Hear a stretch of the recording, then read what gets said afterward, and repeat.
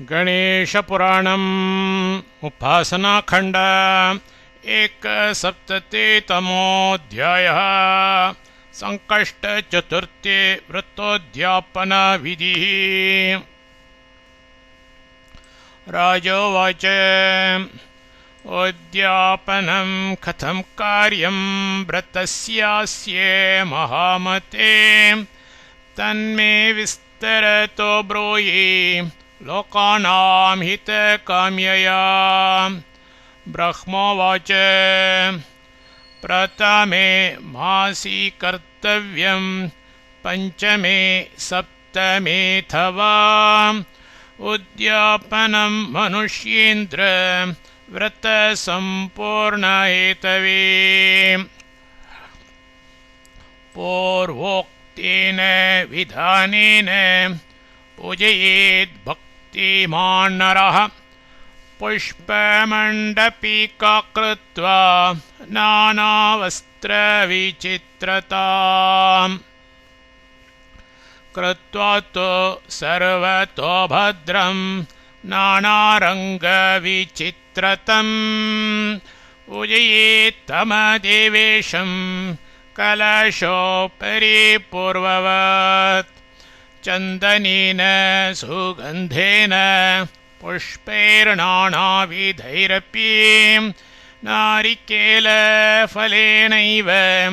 दद्यादर्घ्यं समाहितः। तिथीनामुत्तमे देवी गणेशप्रियवल्लभे सङ्कटं हर मे देवी गृहाणार्घ्यं नमोऽस्तु ते। लम्बोदर नमस्तुभ्यं सततमोदकप्रिय सङ्कष्टं हर मे देव गृहाणार्घ्यं नमोऽस्तु ते।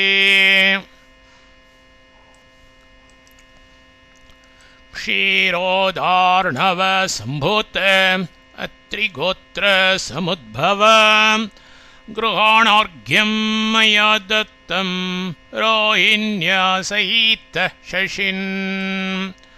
भोज्यं भक्ष्यं च लेह्यं च पेयं चोष्यं निवेदयेत् फलैरन्यैश्च बहुभिः स्तोषयेत् गणनायकम्। आचार्यं वरयेत्तत्र ऋत्विजश्चैकविंशतिं गणानान्त्वेति मन्त्रेण अयुक्तं होममाचरेत् अथवा मूलमन्त्रेण सहस्रं वा तदर्धकम् अष्टोत्तरशतं चापि बलिदानं ततश्चरेत्। पूर्णाहुतिं मुहुनेत् पश्चात् वसोर्धारा च पातयेत् होमशेषं समाप्यैवं ब्राह्मणान् भोजयेत्। ततः वस्त्रयुग्मं च कलशान् दक्षिणासनसंयुतान् तेभ्यो दद्यात् यथाशक्ति वित्तशाट्यं न कारयेत्। आचार्यं पूजयेत् पश्चात् वस्त्रालङ्करणादिभिः तस्मै भुक्तवते दद्यात् वायनं फलसंयुतम्। शूर्पपायससम्पूर्ण रक्तवस्त्रेण वेष्टितं सौवर्णं तं गणाधीशं तस्मै दद्यात् स दक्षिणम्। तिलानामाढकं दद्यात् व्रतसम्पूर्णहेतवे ततो तां कपिलां दद्यात् ततो गां कपिलां दद्यात् स वत्सां सविभूषणां ततः क्षमापयेद् विप्रान् विघ्नेशप्रियतामिति व्रतस्योद्यापनं कृत्वा हयमेधफलं लभेत्। पितोवाच एवं मे ब्रह्मणादिष्टं व्रतं लोकोपकारतः तदेतत्कथितं तेऽद्य कुरु पुत्रार्थमादरात्। इन्द्रवोच यथा समादिष्टं पित्रा तेन महाव्रतं तथा कृतं तेन कार्तवीर्येण धीमता। व्याख्याय कथितं सम्यक् पण्डितैर्व्रतमुत्तमम् सिद्धिबुद्धियुतां मूर्तिं स्थाप्य काञ्चन निर्मिता महामण्डपिका मध्ये ब्राह्मणे पठ्यते क्वचित् पुराणं पाण्डित्यं क्वचित् गायन नर्तने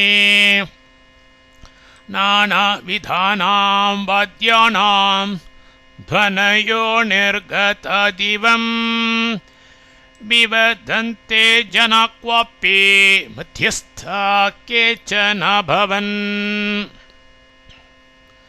स तु राजा महधीमान् जजाप परमं मनुं जप्त्वा हुत्वा पूजयित्वा भुजयित्वा द्विजान् बहून् गादधावयुतं तेभ्यो लङ्कृतेभ्यो ह्यलङ्कृतः दीनान्धकृपणेभ्योऽन्नं ददो दानान्यनेकशः। सन्तुष्टानां स सर्वेषां पुत्राशीर्जगृहे नृपः तेषां द्विजानां तपतां सर्वदा सत्यवादिनाम्। आशीर्भिः स्वल्पकालेन सत्त्वा भूनृपाङ्गणां सुशोभे शुभवेलायां पुत्रं लक्षणसंयुतम् ददौ दानान्यनेकानि पुत्रजन्म प्रहर्षितः व्रतबन्धविवाहं च काले तस्याकरो नृपः। ज्ञानविज्ञानसम्पन्नं पुत्रं राज्येऽभिषिच्य च सत्पुत्रो भोगसम्पन्नो जगामान्ते पदं विभोः। ऋत्विग्भ्यः पण्डितैः सार्धं प्रेक्षकैः सकलैरपि तस्य पुण्येन ते सर्वे गणेशं धाम चागमन्। तस्य पुण्येन ते सर्वे गणेशं धाम चागमन्। इति श्रीगणेशपुराण उपासनाखण्डे 1सप्ततितमोऽध्यायः।